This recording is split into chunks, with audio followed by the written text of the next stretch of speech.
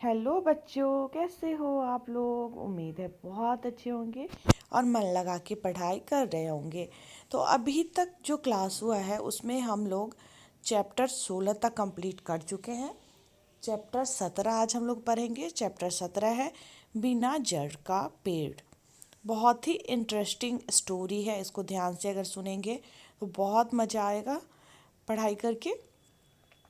राजा के दरबार में एक व्यापारी संदूक के साथ पहुंचा। उसने गर्व से कहा, महाराज, मैं व्यापारी हूँ और बिना बीज एवं पानी के पेड़ उगाता हूँ। आपके लिए मैं एक अद्भुत उपहार लाया हूँ। आपके दरबार में तो एक से एक ज्ञानी ध्यानी है, इसलिए पहले मुझे कोई यह बताएगा कि संदूक में क्या है। अगर बता देगा तो आपके यहाँ चाकरी करने के लिए तैयार हूँ। यह बोलता है राजा को कि मैं मतलब इस तरह का चीज़ लाया हूँ जो बिना बीज और बिना पानी के ही उगाएगा पेड़।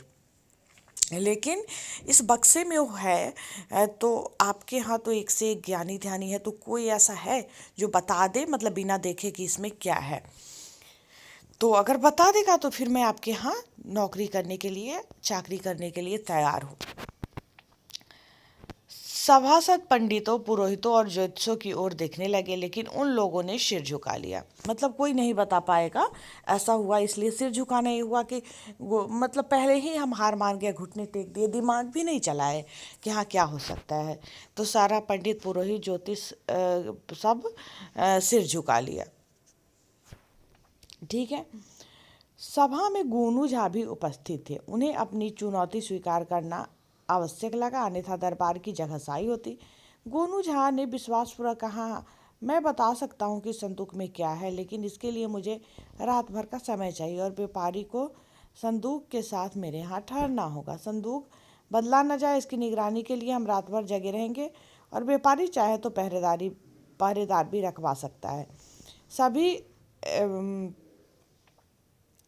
सभी जान गए और व्यापारी गोनू झा से सॉरी सभी मान गए। थोड़ा सा मिटा हुआ दिख नहीं रहा है, गान गए लग रहा है। सभी मान गए और व्यापारी गोनू झा के यहाँ चला गया। अब गोनू झा को के बारे में जानते होइएगा कि बहुत ज़्यादा, इनका नाम है, बहुत चालाक थे और बहुत ज़्यादा समझदार थे। किसी समस्या का हल जो है तुरंत निकालते थे।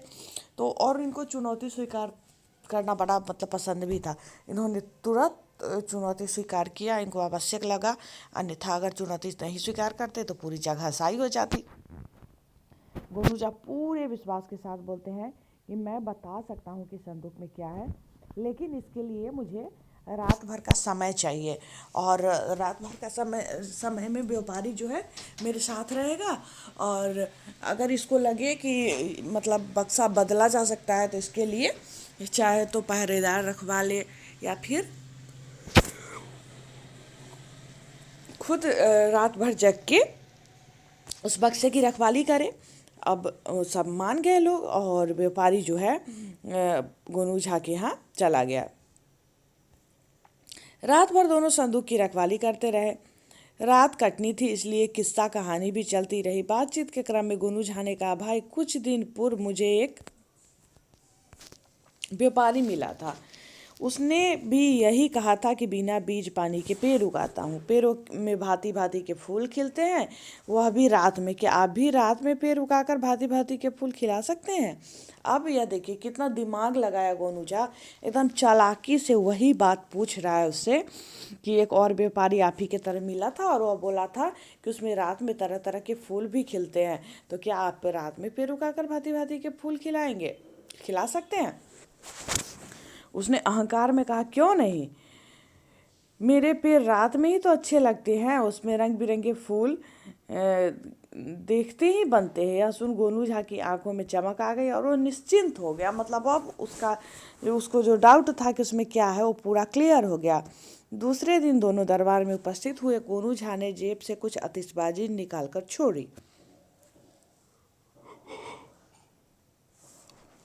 अब सभा में जितने लोग थे सब झुंझला गए। महाराज की भी आंखें लाल पीली हो गई गुस्से से कि ये क्या कर दिया। गोनू झा यह बेवक्त की शहनाई बजा दी। सभा का सामान्य शिष्टाचार भी भूल गए। मतलब राजा जो थे सभी गुस्सा करने लगे कि ऐसा क्यों किए हो तुम। व्यापारी जो है वह तो अवाक था। क्योंकि उसने सहमते हुए कहा, महाराज, इन्होंने मेरे गूढ़ प्रश्न का उत्तर दे दिया। फिर उसने विस्मय पूर्वक गोनू झा से पूछा, आपने कैसे जाना कि इसमें आतिशबाजी ही है?